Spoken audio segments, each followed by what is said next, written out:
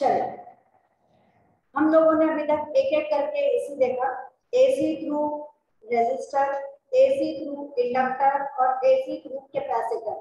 तीन फॉर्मूले हमारे सामने आए। नॉर्मल तरीके से जब आप लोग याद करेंगे तो ये I is equal to E upon R, I is equal to E upon XC और I is equal to E upon XL। Please इसी तरीके से लर्न करिए, आपको इजी गोइंग लर्न होगा। फॉर्मूला आता है V is equal to I R, I is equal to V by R Ohm's law के हिसाब से। जब सिर्फ रेजिस्टर लगा है तो हमने रेजिस्टेंस लिखा, कैपेसिटर लगा हुआ है तो हम लोगों ने क्या वर्ड यूज किया था कल, कैपेसिटर रिएक्टेंस। और जब इंडक्टर लगा है तो हम लोगों ने वर्ड यूज किया inductive reactance. This is XL, this is XC। XL का फॉर्मूला क्या होता है, it is equal to omega L और XC का फॉर्मूला होता है 1 अपॉन ओमेगा C। लाइन से लर्न करिए, फर्स्ट हमने ये वाला किया था, सेकेंड हमने XL वाला किया था और थर्ड हमने XC किया था। लाइन वाइज हम लोगों ने जो लर्न किया था हमने बोला कि I and E both are in same phase. जब हमने XL वाला वर्ड यूज किया तो हमने बोला I लेग्स बिहाइंड, I जो है वो पीछे रह गया, हमारे पास आंसर आया -π/2। और जब हमने कैपेसिटेंस लिया था तब हमारे पास में आया कि I जो है वो लीड कर रहा है, I लीड्स, और हमारे पास आंसर आया +π/2। तो ये बिल्कुल कॉमन चीज, this is only for resistance, this is for inductance and this is for capacitance. तो हमारे पास R है, XL है और XC। XL is equal to omega L, XC is equal to 1 upon omega C। इसमें current पीछे है, इसमें current आगे है, यहाँ -π/2 है, यहाँ +π/2 है और यहाँ पे they are in the same phase. बराबर याद आ रहा है। इस वाले के डायग्राम में हमने करंट को नीचे रखा, इस वाले डायग्राम में हमने करंट को आगे रखा, हमने इधर की तरफ ऑब्ट्यूज एंगल बना के अपना आंसर दिया। अब अपन कॉम्बिनेशंस पे चल रहे हैं। हेडिंग हमारी रहेगी AC थ्रू LR,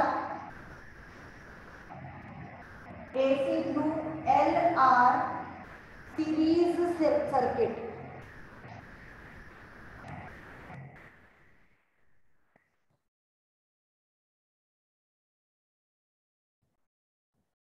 ये करंट, ये E, ये L, ये R। AC through LR series circuit. Phasor diagram हम बनाएंगे। फेजर डायग्राम के हिसाब से देखिए बेटा, हमारे पास दो चीजों का कॉम्बिनेशन है, एक L और एक R। तो एक लाइन जो है वो L को रिप्रेजेंट करेगी और दूसरी लाइन जो है वो R को रिप्रेजेंट करेगी। ठीक है, एक हमारा हो गया VL, एक हो गया हमारा VR। बीच वाली लाइन हमारे पास में E की रहने वाली है, ये E होता है, इसको हम लोग चेंज नहीं करते। E हमेशा एंगल जो बनाती है it is E omega T, वो वाला एंगल हमारे पास बनाएगी। यहाँ हमने बोला कि E जो है वो I से आगे चल रहा है। बोर्ड पे बेटा देखिए प्लीज, VR इस डायरेक्शन में जा रहा है, जहां VR होगा यानी पोटेंशियल अक्रॉस रेजिस्टर जिस डायरेक्शन में होगा उसी फेज के साथ में हमारे पास में होगा करंट। तीन बातें दिमाग में पहले बिठाई है कि जब रेजिस्टेंस और करंट की बात कर रहे हैं तो I and R are in sorry for R E and I are in same phase. जहां पर E है वहीं पर I होगा, they are in same phase for resistance. ठीक है, रेजिस्टर जहां पर लगा हुआ है वहां पर ये सेम फेज में होंगे, वी आर इधर जा रहा है तो आई भी इधर ही जाएगा। जब हम इंडक्टर की बात करेंगे तो इंडक्टर के अंदर करंट पीछे रह गया, आई आगे चला गया, हम लोग बोलते हैं कौन आगे चला गया, ई आगे चला गया, ठीक है। आई पीछे रह गया, ई आगे चला गया, करंट लैग्स बिहाइंड। तो ये हमारा VL जा रहा है, ये हमारा आई जा रहा है, आई पीछे रह गया, VL आगे चला गया, bye angle of pi by 2 पता चलेगा। कल जो हमने पढ़ा वो एक एक करके पढ़ा, आर अलग, एल अलग और सी अलग। आज हम कॉम्बिनेशन पे चल रहे हैं, हमने दो चीजें ज्वाइन कर दी, एक है एल, एक है आर। जब आर की बात करोगे तो जिधर वी आर है उधर ही आई है, they are in same phase. आगे वाली लाइन ई को रिप्रेजेंट करती है, वी आर लिखा हमने, और पीछे वाली लाइन आई को रिप्रेजेंट कर रही है, एक ही डायरेक्शन में दोनों जा रहे हैं। बीच वाली लाइन हमेशा ई रहने वाली है। इधर हमारे पास में है VL, VL जो है वो पाई बाय 2 से आगे चल रहा है, करंट जो है वो पीछे चल रहा है, करंट यहाँ रह गया, VL यहाँ आ गया, makes an angle of pi by 2, ठीक। कुछ कुछ हम इन्हें नाम दे देते हैं, ये O, ये A, ये B और ये C, ठीक। इसको पूरा एक ट्रायंगल बना दो। ट्रायंगल बना के हम लिखते हैं in right triangle OAC, OC square is equal to OA square plus OA square plus AC square. ये AC किसके बराबर है, OP के बराबर। तो डायरेक्ट जंप मारूं या ना मारूं पता नहीं, चलो नहीं मारूंगी। OC square is equal to OA square plus AC square. AC is equivalent to OB. यहाँ पर हमने ले लिया OA square plus OB square का अंडर रूट। OA VR को रिप्रेजेंट कर रहा है,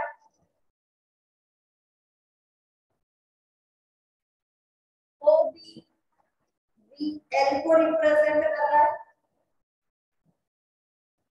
ठीक, अंडर रूट। और OC ये वाला जो पार्ट है ये EMF E को रिप्रेजेंट कर रहा है, this is equal to E, fine. अब E is equal to B का फॉर्मूला उन लोगों के हिसाब से B is equal to IR, तो इसकी जगह मैंने लिखा IR का होल स्क्वायर प्लस VL की जगह मैंने लिखा I XL का होल स्क्वायर। XL क्यों लिया, क्योंकि ये वाला सिर्फ इंडक्टर को रिप्रेजेंट कर रहा है, ये वाला सिर्फ रेजिस्टर को रिप्रेजेंट कर रहा है। और अब हम दोनों के कॉम्बिनेशन का आंसर निकाल रहे हैं। ये हो जाएगा I square R square plus I square XL square. I square common निकाला, I स्क्वायर का कॉमन निकाल के अंडर रूट भी निकाल दिया, P is equal to I under root of R square plus XL square. अब I कितना बचा, तो बोले E upon under root of R square plus XL square. अब हमारे पास तो फॉर्मूला क्या होता है, I is equal to E upon जो भी हो, रेजिस्टेंस हो, कैपेसिटिव रिएक्टेंस हो, इंडक्टिव रिएक्टेंस हो, तो ये तो कॉम्बिनेशन हो गया। क्या आंसर आया हमारे पास, I is equal to E upon under root of R square plus XL square. तो अब इसे फिर नया नाम देना पड़ेगा, हम इसे नया रिप्रेजेंटेशन देंगे कैपिटल लेटर में Z, और इस Z को नाम दिया जाता है इम्पीडेंस। क्या नाम दिया जाएगा, इम्पीडेंस। किसका impedance, of LR series circuit. बहुत इजी गोइंग, अपने दिमाग में रखिए। हम लोग एक बहुत simple formula V is equal to IR, तो I is equal to V by R, उसी के अंदर हम चेंज करते जा रहे हैं। रेजिस्टर था तो V बाय आर, इंडक्टर था तो V अपॉन एक्सएल, कैपेसिटर था तो V अपॉन एक्ससी। एक्सएल कितना होता है ओमेगा एल के बराबर, एक्ससी कितना होता है 1 अपॉन ओमेगा सी के बराबर। अब एल और आर को कंबाइन कर दिया, तो जब एल और आर को कंबाइन कर दिया तो मैं यहाँ एल लिखूं कि आर लिखूं, तो बोले कॉम्बिनेशन लिखो, R square plus XL square का अंडर रूट लिखो। जब ये अंडर रूट लिखा तो हमने इसको एक रिप्रेजेंटेशन दे दिया, that is z, where z is called as impedance of L R series circuit. L और आर कैसे लगे हैं आपस में, सीरीज में लगे हैं, तो हमारा आंसर आएगा एल आर सीरीज सर्किट। अब अलग से पूछूं तो z किसके बराबर हुआ, तो z impedance of L R series circuit is equal to under root of R square plus X L square का अंडर रूट। इसी को और कंटिन्यू करेंगे अपन, इसमें और क्या क्या ढूंढना रहता है अपने को। तो एक तो हमारे पास हो गया z is equal to under root of R square plus XL square. XL मतलब inductive reactance which is equal to omega L, तो हम यहाँ पे एक्सएल की जगह लिख सकते हैं ओमेगा एल। उसके बाद और चेंज पॉसिबल है कि हम ओमेगा को लिखें 2 पाई न्यू, तो these can be variations। Frequency नहीं दे रखी, टाइम पीरियड दे रखा हो, तो फिर हम उसे लिखेंगे R square plus 2 pi by T L का होल स्क्वायर और पूरे का अंडर रूट। डिपेंड्स कि न्यूमेरिकल में आपको क्या वैल्यू दी है, उसके हिसाब से आप आंसर निकालेंगे। दूसरा, यहाँ पर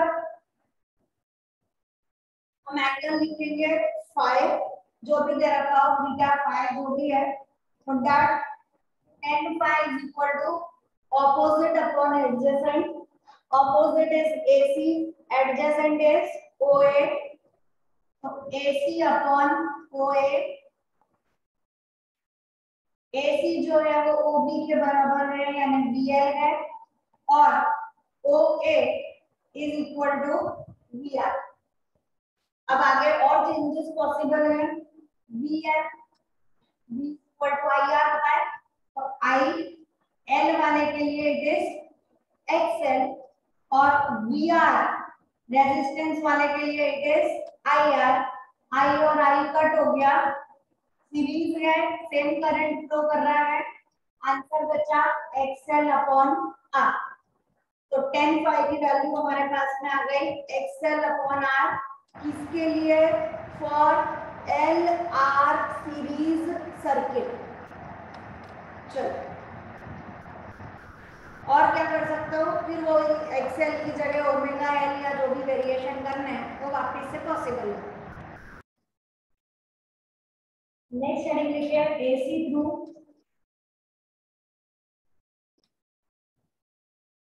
सी R series circuit. L R की जगह अब हम लिख रहे हैं सी आर, यानी हमारे पास एक कैपेसिटेंस है, एक कैपेसिटर है जिसका कैपेसिटेंस C है, एक रेजिस्टर है जिसका रेजिस्टेंस R है, करंट I, और यहाँ पे बैटरी का EMF E। वापस हमें एक डायग्राम बनाना पड़ेगा। इस डायग्राम में वही फेजर डायग्राम हर बार चाहिए, रेजिस्टेंस और current are in same phase, तो जिधर भी आ रहा है उधर ही I है। कैपेसिटर वर्ड जब यूज होता है तो I जो है वो लीड कर रहा है, तीन ही ऑप्शन बताएं, I R में सेम I और L वाला है ना। जब हम लोग इसकी बात करेंगे कि हमारे पास में एक इंडक्टर है तो I जो है वो लैग बिहाइंड कर रहा है, जब कैपेसिटर है तो I लीड कर रहा है, I ऊपर है और उसका जो भी पोटेंशियल डिफरेंस है वो पीछे रह गया। तो पहली लाइन में हमने बोला I और V are in the same phase, फिर हमने बोला कि I and BC differ by angle of π/2। तो ये हम लोगों ने डायग्राम बनाया। बीच वाली लाइन किसको रिप्रेजेंट करेगी? It represents E. डायग्राम उल्टा क्यों बना? क्योंकि पहले वाले में करंट पीछे था, अभी वाले में करंट आगे है, तो हम लोगों ने इसको आगे दिखा दिया, इसको पीछे दिखा दिया। नहीं तो हम लोगों को वैसा बनाना पड़ता कि ये लो फिर ये वाला लो, तो उसमें और कंफ्यूजन बढ़ता है। हमें अपना जो डेरिवेशन करना है उसमें सीधे सीधे राइट ट्रायंगल बन जाए तो हमारे लिए ज्यादा बेटर ऑप्शन रहेगा। अभी सब कुछ सेम, ये वाला O, ये वाला A, ये B और ये C। क्या करें? इन right triangle OBC, OC square is equal to OB square plus BC square। OB is BC square और BC ऊपर वाला that is BR square और OC O से लेके C कौन सी लाइन जा रही है? E जा रही है, इट इज E स्क्वायर। तो E is equal to under root of BR square plus BC square. वापस B is equal to IR, तो IR का स्क्वायर, ये BC I XC का स्क्वायर पूरे का under root I square common, under root करोगे I बाहर, अंदर बचा R square plus XC square, वहां बचा था R square plus XL square, यहाँ बचा R square plus XC square. This is equal to E। तो I is equal to E upon under root of R square plus XC square. अपने को इसे represent करना पड़ता है, कैसे रिप्रेजेंट करेंगे? By Z, where Z is called as impedance, common name है उसका इम्पीडेंस। आगे क्या बढ़ जाएगा? Of CR series circuit. वहां पर हम LR सीरीज बोल रहे थे, अब हम CR बोलेंगे, ठीक है? ये आप लोग भूल लीजिए। उसके बाद में हम लोग उसके XC की वैल्यू कितनी होती है? तो सेम अपन यहाँ लिखेंगे Z इज इक्वल, चलो बाद में इतना कर लो फिर अब करके लिखते हो। चलिए जैसा हमने पहले किया था सेम टू सेम ऐसा हम इसको आगे बढ़ाएंगे कि Z impedance of CR series circuit is equal to under root of R square plus XC square. XC is equal to 1 upon omega C और होल स्क्वायर। फिर आगे अपनी मर्जी है, omega is equal to 2 pi nu 2 pi by T, जो भी variation करना हो वो करिए, बट XC की जगह हम लोग लेंगे 1 अपॉन ओमेगा C। इसके बाद में हमें फाई की वैल्यू निकालनी पड़ेगी। फाई की वैल्यू कितनी आएगी? tan phi is equal to